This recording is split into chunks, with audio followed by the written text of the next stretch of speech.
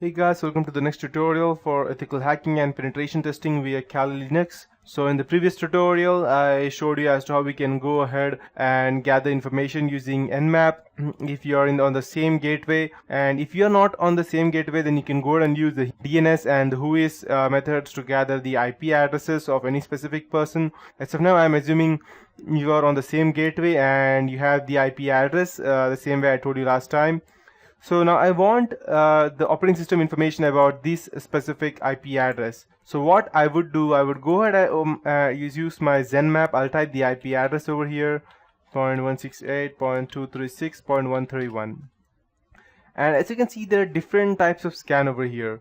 If you go down, if the operating system you are trying to get access to is related to a company, it's a big company and you're trying to get information about that, then I won't suggest intense scan or intense neither of these things. I would not suggest that. I'll just go ahead and ask you to do a regular scan or a slow and comprehensive scan so that you don't get detected. But I'll be doing you all of these scans and I'll show you what is the difference between them and the different hops between them as to how we can go ahead and connect them, how many between routers were there in between, so that through which I need to go through to go ahead and get information about that. So I'll just do intense scan.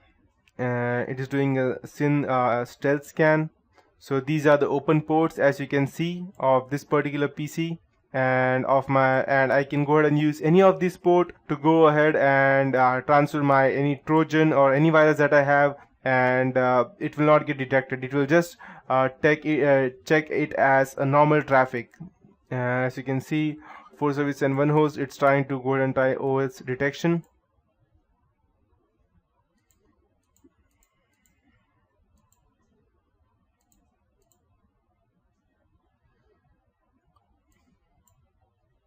Can take quite a bit of time sometimes.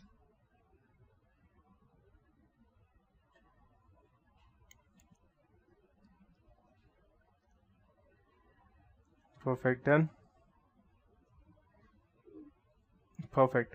So these were the ports open and it started scanning for the OSS. So there are a total of 996 filtered ports, and filtered means these are firewall ports. You won't be able to enter these ports, but these are the ports which are open. Out of these 996, excluding these 996, these are 4 ports which are open through which you can go ahead and access them. That's Windows Microsoft RPC and Windows HTTP API, and these are the 2 NetBIOS SSN. But if you're using Windows 8, let me suggest you that these would be all filtered out and there will not be any port open if you have an updated version of Windows 8.1. But still, there can be ways you can social engineer your way through that. As you can see, the MAC address is of VMware. It's specifically showing that.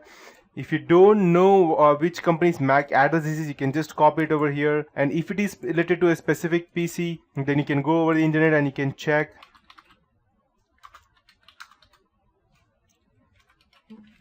MAC address. And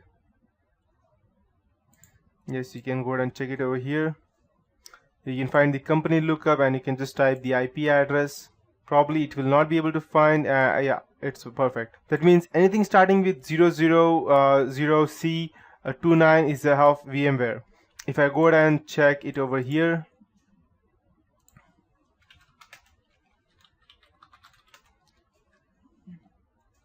okay, I need to go ahead and through system.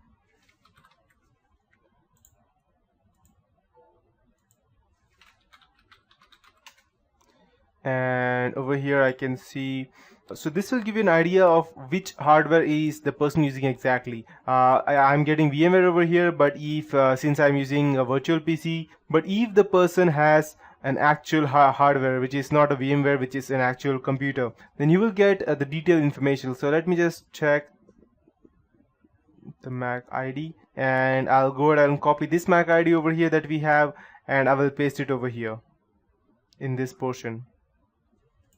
So what I would do, I'll just cancel, I'll just go open over here and I'll check. I need to go ahead and check the MAC ID. So I believe we have the MAC ID over here. Okay, IPv6 address, perfect. We have the MAC ID. So I'll just type it over here, FC-AA -14 -45 5E 64, and let's check what we get. Perfect, it has the gigabyte technology and company limited. So if you want more information, you can just go ahead and compare it, and you can check it over here, and you will be able to confirm which exactly it is. Since this is a gigabyte technology, you can see the my system manufacturers gigabyte technology company limited. So in this way you can get the you can go ahead and at least narrow down your hardware area as to which exactly it is using. And where you have the hardware right now you need to go know which operating system is the person using. So you don't need to go ahead and gather much information about that, because you already have that. Once you do Nmap scanning, it will show you that it's general purpose for phone or a normal system. And but it's not a phone, since it has gigabyte technology. That means it's a computer, and it's not a virtual PC. And you can see it has Windows version 8 or Phone or Vista or 7. It can be either of these, but since it's using gigabyte technology, it cannot be Phone or Vista, because no one uses Vista as of now, yes, frankly. So it will be a Windows 2008 server or a Windows 7. So but over here again, these are the things as you can see. But again, it has narrowed it down a bit more, and it can be Windows 2000 R2 or Windows Phone, which is not. So I'll just cancel these things out. This is out, and we have it. So it can be Windows Server SP Pack 1 or Windows 7 or any of versions. And this operating system was last started on May 13. That's today at 2:30 p.m. in the afternoon. So you have the date, since how much time it is up.